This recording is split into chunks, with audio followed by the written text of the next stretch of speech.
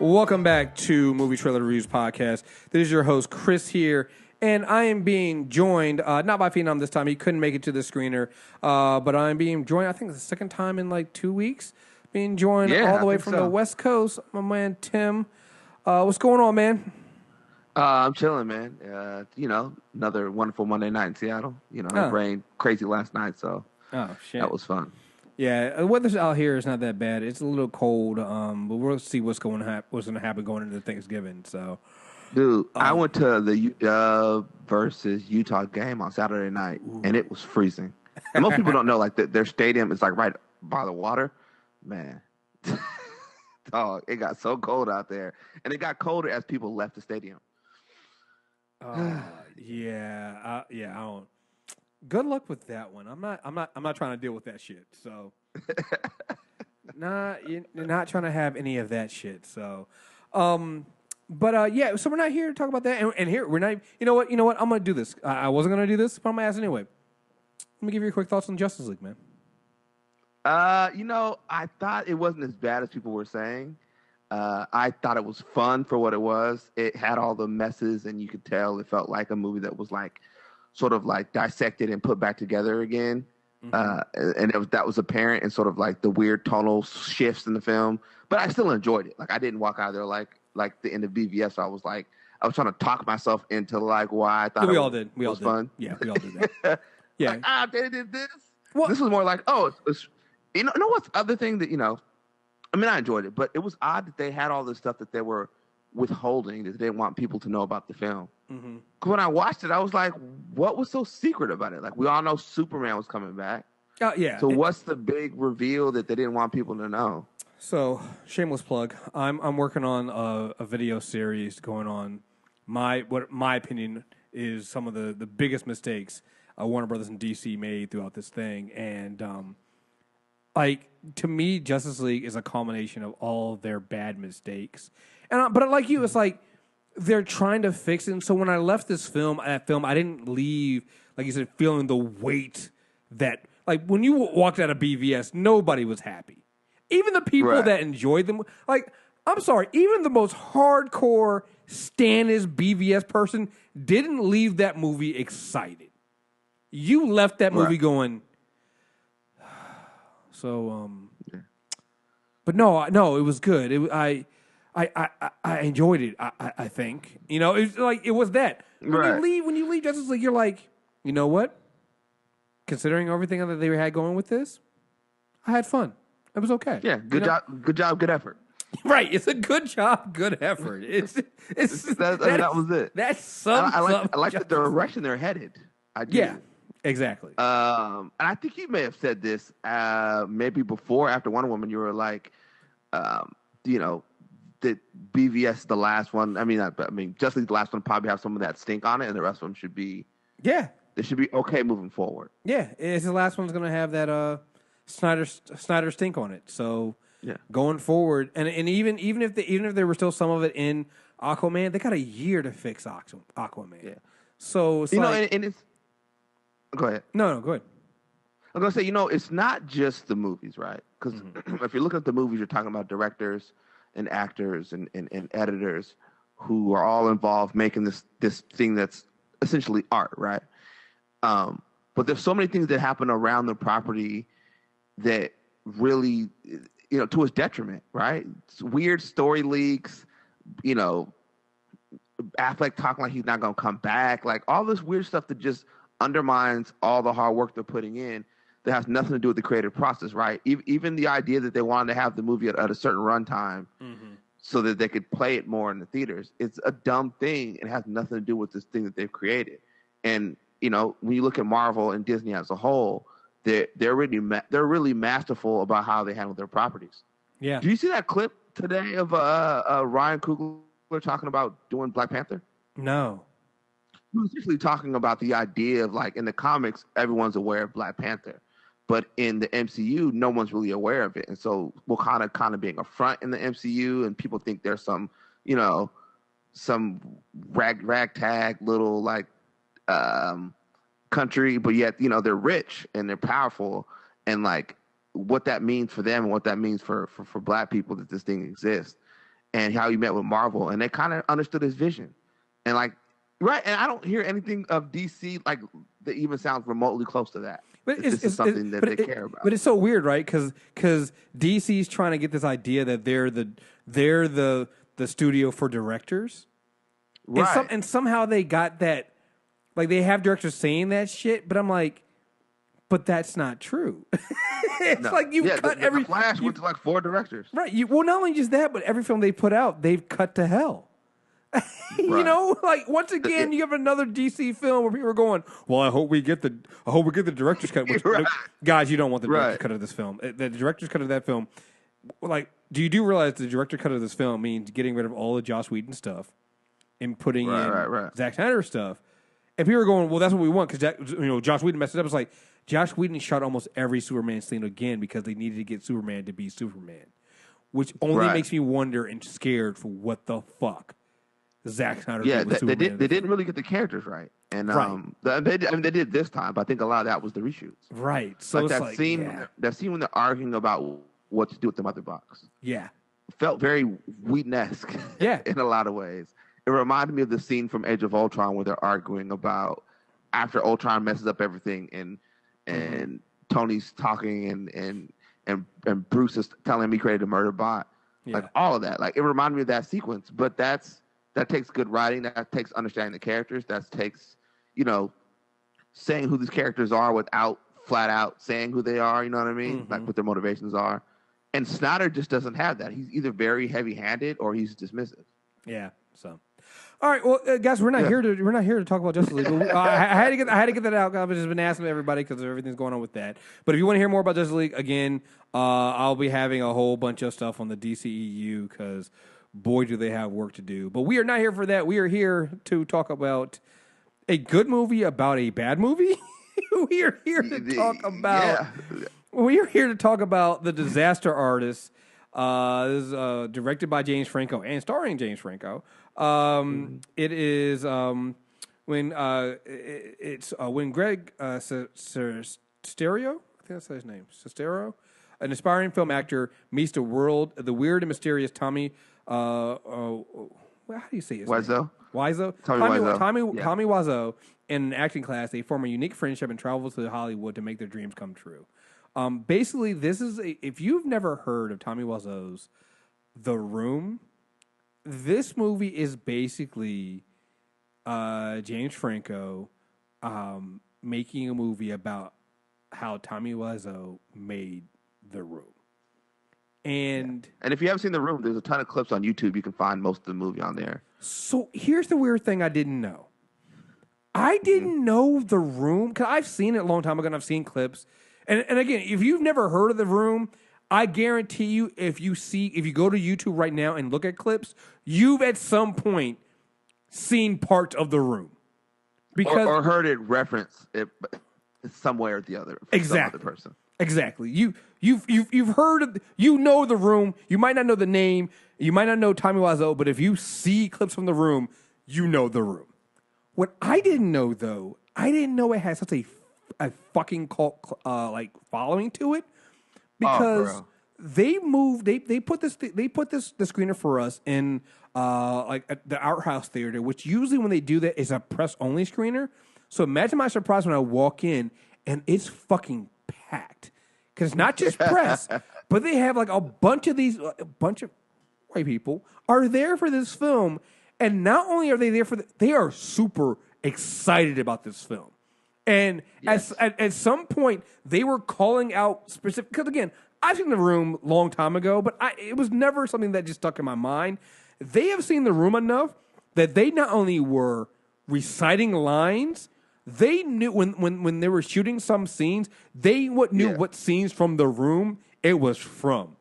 It actually, not quite honestly, scared the fuck out of me.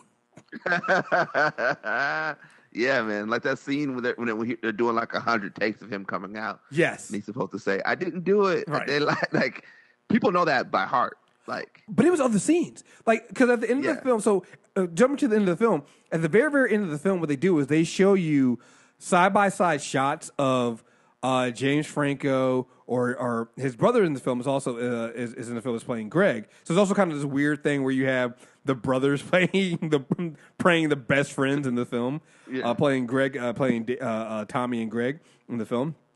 So they would do scenes where they show you Dave as Greg, and then the actual Greg scene, and you would see them in they nailed it.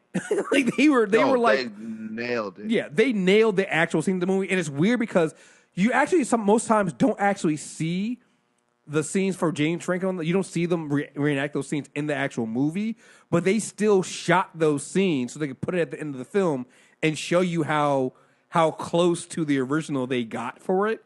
It's done. Yeah, really I was watching that. Did they just shoot the whole movie? I think they might. I think they might have. I actually think they might have shot the whole film, even though you don't really see. Because here's a weird thing that happens in this film at one point where, and I know we're jumping all around this review, but at one point they're shooting. I want to say, I don't know if it's the death scene or some other scene, and I swear to God, the actual movie is what you see on the director of photography.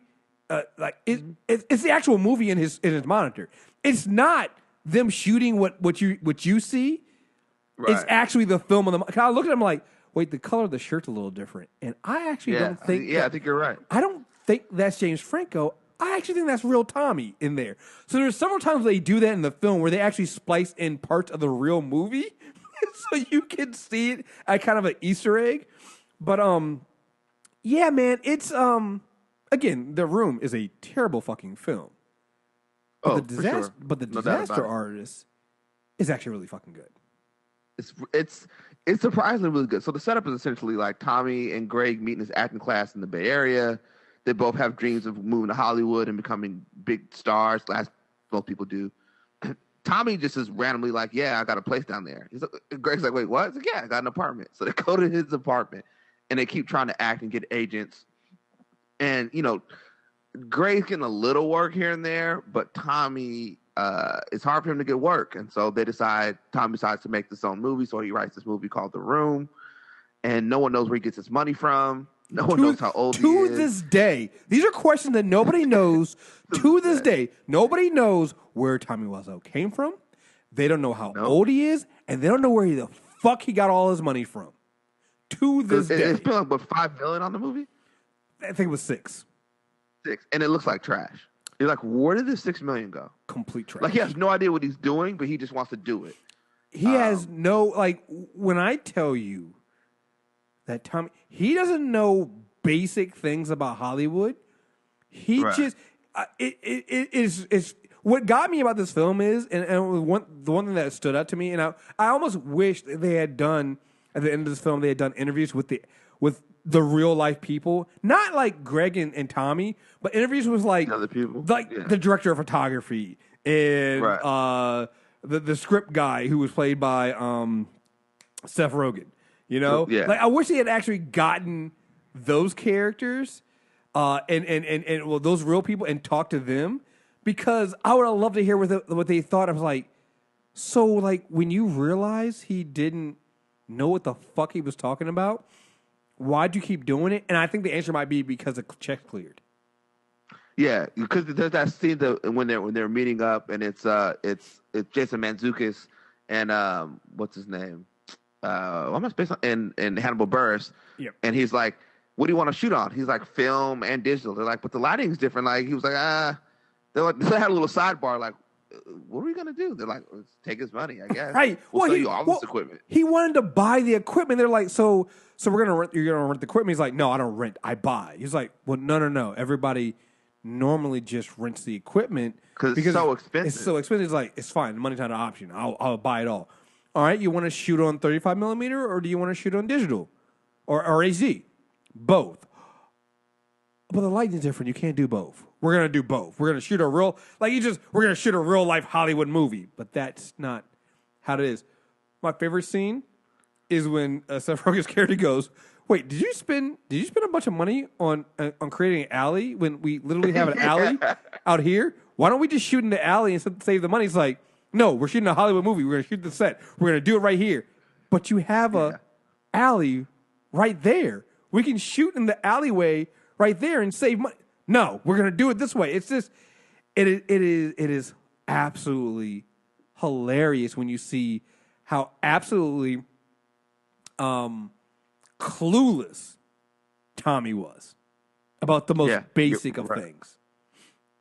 People were hoping it didn't come out. They're like, man, I hope this thing doesn't come out, and then it comes, it comes out. Right. I couldn't figure out. So what James Franco does in this movie, he basically puts a bunch of his friends in the movie to play the different roles. So at one point, you get Tommy going up to Judd Apatow. Oh yeah, and it's a hilarious scene. And at that dinner, at the dinner, and I was just like, oh my god, this is so bad. Like I said, so at the core of this film is basically, like you said, it's Tommy and Greg, and they're the two friends, and they decide to go to Hollywood, and they're trying to be actors, and at one point, it's weird to me because Greg actually, I don't want to say Greg is a good actor, but he gets opportunities. Yeah, he gets a decent enough opportunity to do enough work. And again, like there's that scene when they're running to what's his name, Bryan Cranston, and it's about who you know, right? So it ends up being a who you know thing that he offers them a bit part in Malcolm in the Middle. Mm-hmm. And so Greg's getting opportunities, but Tommy's so weird. He's got a creepy vampire look that it's so off-putting that people don't. And he's such a know-it-all that people don't want to work with him. He doesn't want to hire him. Well, I remember there was that one scene where he was at the acting class, and the coach was just like, "You're a villain. You have a villain look. You should. I'm giving you an out. Just be the villain because that's what you look like. You sound like a villain. You look like a villain." And Tommy's like, "No, I'm a hero. I'm the hero." Yeah, he wants to be the hero so bad. Right, so bad. I didn't realize that. When he writes the movie, he ends up writing himself as this hero. Yeah. Mm-hmm. I didn't realize Greg was actually in this film too. I completely forgot. Actual Greg, he's a casting agent in the film. I forgot they snuck him in here some kind of way. But this film is, like I said, it gives you like the entire time I'm watching this film, and it is a comedy. But the thing about it is, like, James Franco doesn't play Tommy like as a comedy, which is why I think it works. Because everything. And also, go ahead. And you're talking about him and James Franco and Dave Franco being together. Like their dynamic as brothers really works in the Greg Tommy relationship. Yes. So it has this weird, like it's funny, and it'd be crazy if it wasn't true, but it's got this very touching sort of feel to it because they are brothers and this dynamic of these two friends who want to work together, but they sort of butt heads, but they eventually, try to come together and make this thing work. Very much like siblings would. I thought, them being brothers, really help with that a lot. Yeah. It's why that works. And like I said, it's like, the way like I said, here's the thing. I think James Franco sometimes gets a bad rep because of some of the sillier movies he does. But Franco can act. He can. Oh, he can act. Yeah, let's not pretend like he can. And so he can't. And so what he does in this film, like I said, is he does a really good. If you've ever seen, I really feel like if anybody watches this film and has never at least have a cursory knowledge of The Room, they might not understand what James Franco is doing. But if you've ever, again, just watch a quick YouTube video of The Room, and it'll tell you everything you need to know. And then you see James Franco, and again, he nails it. Because this is one of those things I think is also, you got to give them credit for, especially when you go and watch some of the scenes they did at the end of the film. It's one of those things where,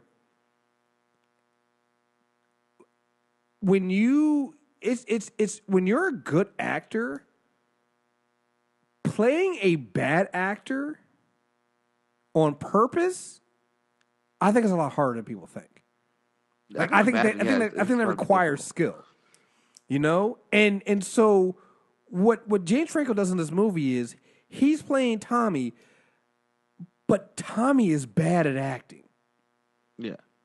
And I think you're right by saying like he's not playing him comedically. Like that's not how he's playing him.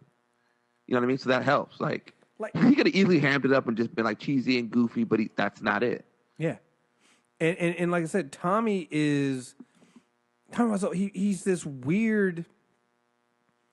It almost feels like he has, like I said, not knowing his background makes him such a weirder character because you're like, does he have developmental issues? Is he like, does he not know how to interact? Is there certain times where it's like he doesn't even know how to interact with other human beings? Like there's a time, the sex scene, where it's like he doesn't even know how to have sex and what is socially acceptable and what's not acceptable. Like the way he's yelling at the actress and the way he's doing these things, it's like do you not know how to talk to people?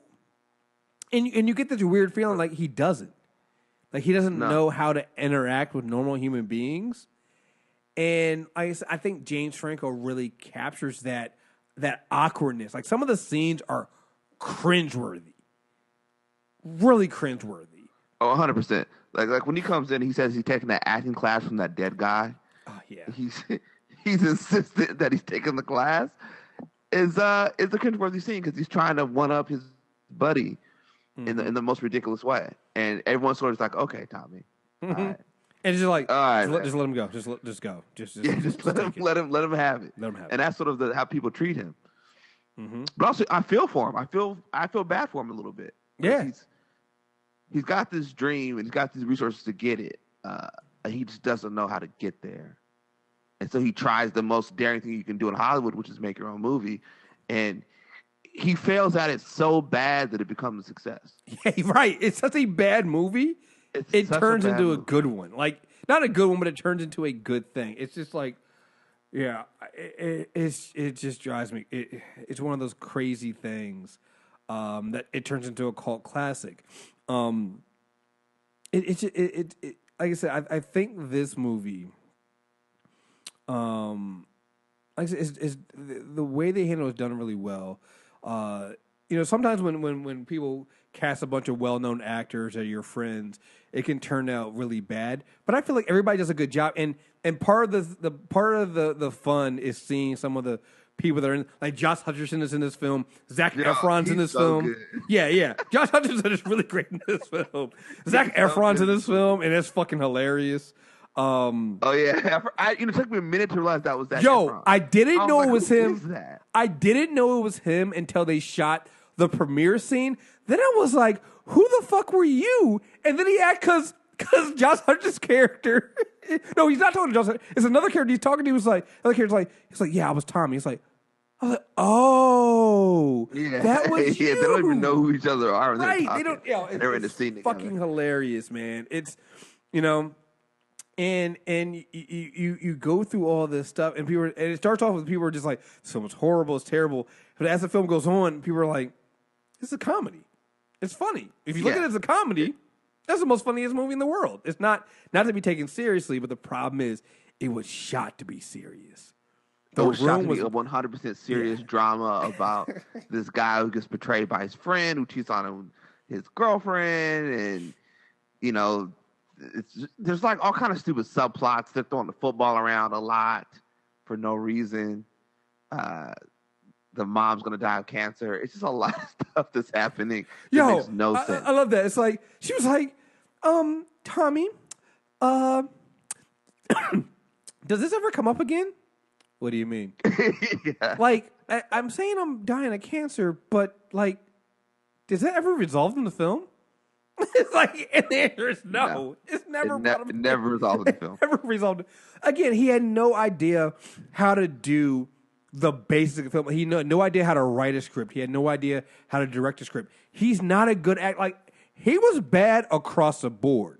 Yes. Which is weird because, like, and again, I'm not saying that the scenes are good from the other actors in this, but it's one of those things that they were moving along pretty well, and then they got to Tommy having to shoot his scenes, and that first one was so bad, and it took so many takes. It did not hit her. Yeah. It's just it's just so bad, and they kept going. He didn't know how to run a set. He didn't know how to deal with like he knew nothing about it. Like I remember when he showed up late every day. Yeah, I wanted to say what was it? Like what was it? Was Seth Rogen's character like the director of script or somebody or script? Yeah. Yeah, and so he was like, "Hey, yeah, so can I see the script? Because I think I kind of need to know what the script is." Tom was like, "Don't worry about that. We're gonna make a movie." It's just like, Yeah. but no, he needs to know what the script is so that they can make your movie. They need, director of photography needs to see the script so they know what lighting to use and what scene, how to set the scene and all this other stuff.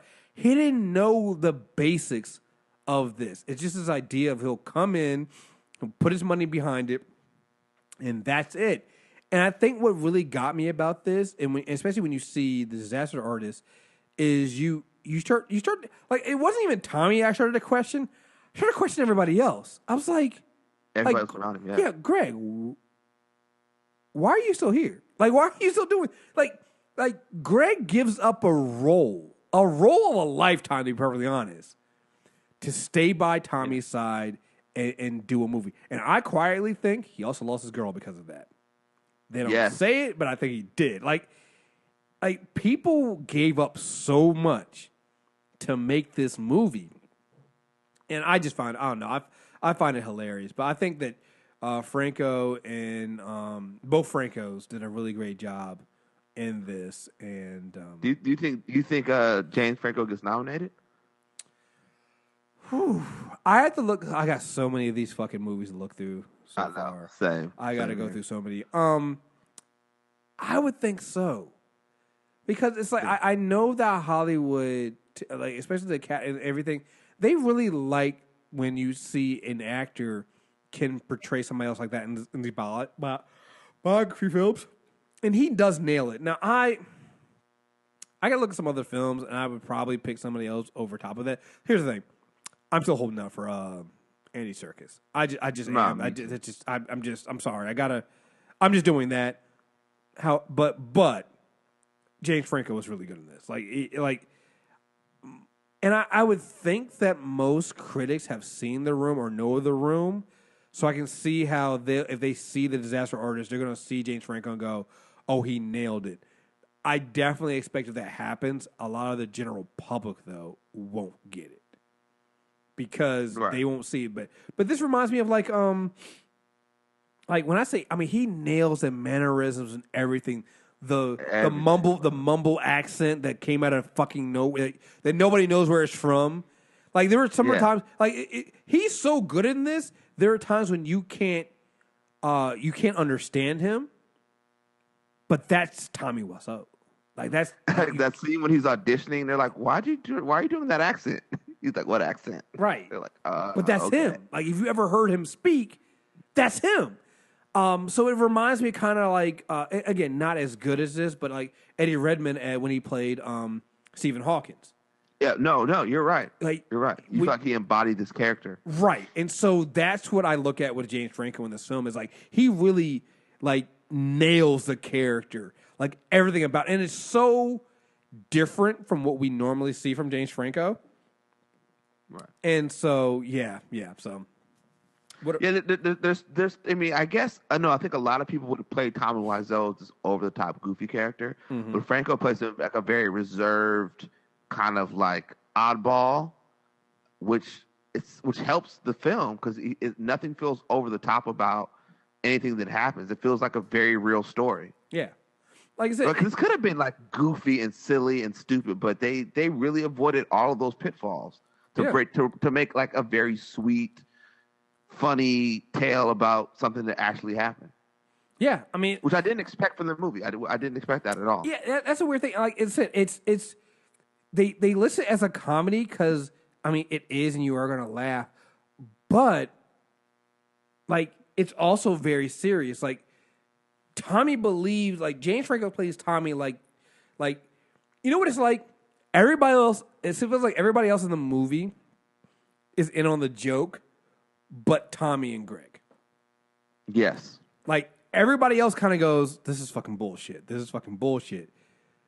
But even Greg has gotten caught up in, I guess, the aura of Tommy, and he believes. Nobody else believes though. Nobody else in the film go like there's that lunch scene where they're all having lunch and they're basically all like, oh, this is some bullshit, right? You guys know this is a bullshit film, right? But even Greg's like, no, man, it's gonna be a good film. You know, like when Seth Rogen character goes like after first check, and he just like, yeah, look, I know this probably isn't. That went through. Yeah, I was like, look, I know this is not gonna. This is not gonna. He's like, and the guy's like, oh no, it will. And this account is like a bottomless pit. Like, you're fine. I'm like, he was like, really? This it is. So yeah. Oh man. So all right. So out of 10, what would you give this film? I give like an 8.5. Man, I really enjoyed it. Thought it was a lot of fun and I don't know. Like I said before, it was like a different approach to the film, but I thought it was like a smart way to approach the film. Yeah. And to make it like watchable, it's funny. It's not at all super serious, but there are moments that are not as funny. But it's a sweet movie. Like I left feeling like that was a really kind story about a man trying to make a movie. Yeah. I mean, like I said, I think what surprised me as well is the fact that Franco plays it so straight, and and you got to give him credit for the way he directs it too. I mean, this is what's weird is he basically becomes Tommy in a way because he stars in and directs his own film. Yep. You know, so got him. And you know what the funny about this is? The last time we were reviewing a movie, where the guy, the director, also starred in the film. Yeah. We just did Murder of the Orient Express. Yeah, murder. But different than that, like I think this movie allows the other characters to breathe in it. Yes. So Greg gets a lot of shine. The other supporting characters feel like they have, it's not just all Tommy. Yeah. All the time. Yeah, and I think that's the huge difference there. Like, I would almost say in a way, Dave is the lead. Yeah, and it's kind of and the film really follows Greg if you think about it. Like the film is really Greg's story, and Tommy is just there. So even in that respect, but again, if you think about it, it kind of follows what The Room did. Because what did Tommy always tell Greg? He was like, "Oh yeah, you're gonna play second lead. You're gonna play Mark second lead." So what happens in this film is basically, if you think about it, Greg is first lead, and so is Dave, and then James Franco is second lead and Tommy. So they kind of reverse it in that way. So, but again, it like I said, I think this film I think is a lot smarter than I thought it would be, in the way that they did it, and it's very surprising, and I think that's great. So I think people will enjoy it, especially if you've seen The Room. I think you'll. Oh, what I want to know, I want to hear from someone who's never seen The Room and what they think of the movie. That's what I like. I'm curious. Yeah, same here. I'm very curious about that because I'm gonna tell you right now, the audience I was in, they had all seen The fucking Room. Like I hadn't seen it in forever, and I felt out of place. Because they were like, howling at my screen. Yeah, like they knew when they saw, like they knew what was happening before I did because they were like, oh, I know this scene, I know what's going on, and they were so into it. Like I was in between two people because they ended up filling up the press row with with regulars, which happens. But they were like talking amongst themselves, like, oh, I can't wait for this. I'm so excited. I'm like, really? I'm thinking to myself, I'm like, really? You guys are that excited to see The Disaster Artist? Or am I missing something here? And apparently I was. Because that's what it is. So, but it also makes you want to watch The Room. I wouldn't go that far. It made me want to watch it. I was like, I need to go back and watch this again. Yeah, I know how bad that film is, and I can't do it. I can't do it.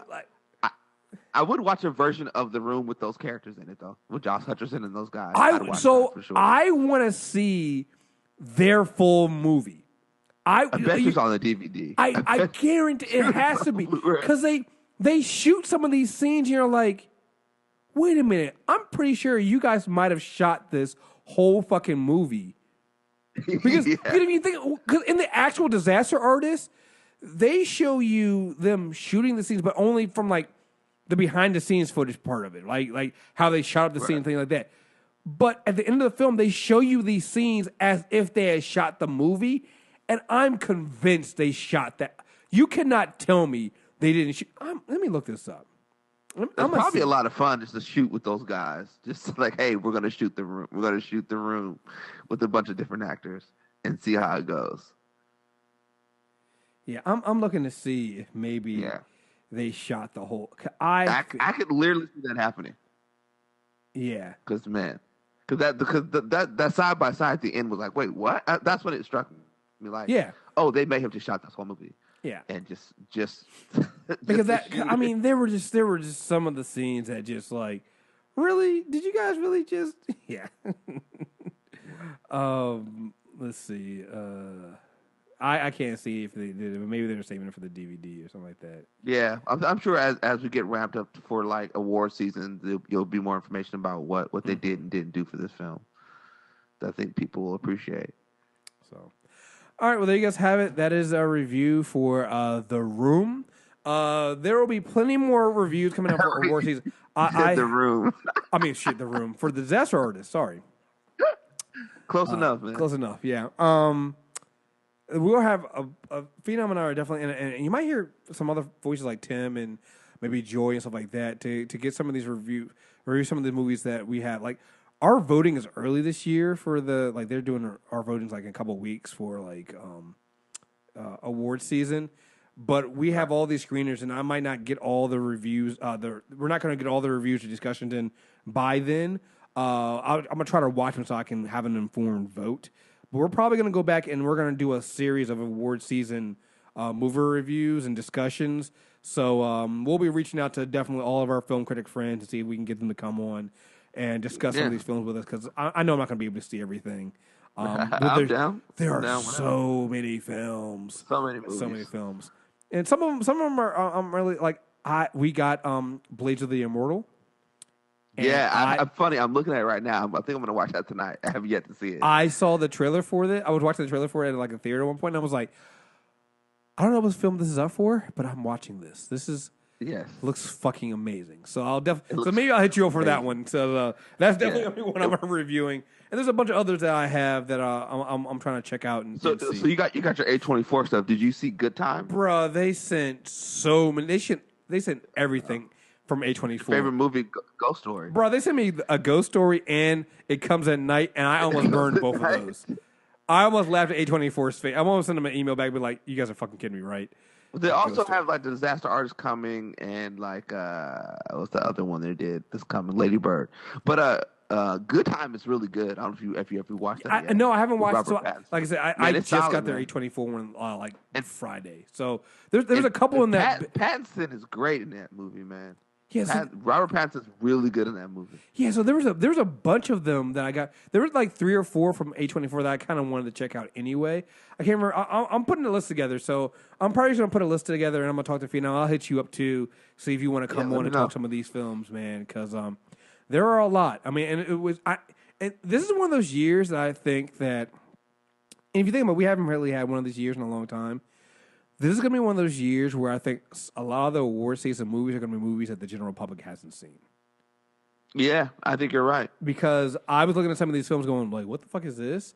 And I think that's what's going to happen. And so there are going to be some people who are going to be upset because there's going to be some movie that wins that they might not have heard about. And so just be prepared for that, guys. So, anyway, you want to say something? Oh, no. I think you're right. You're right about that, 100%. All right, folks. Again, movie trailer reviews on iTunes, Stitcher Radio, Google Play Music. Keep an eye out on our YouTube page, MTR Network on YouTube. And until next time, we're out of here. Peace.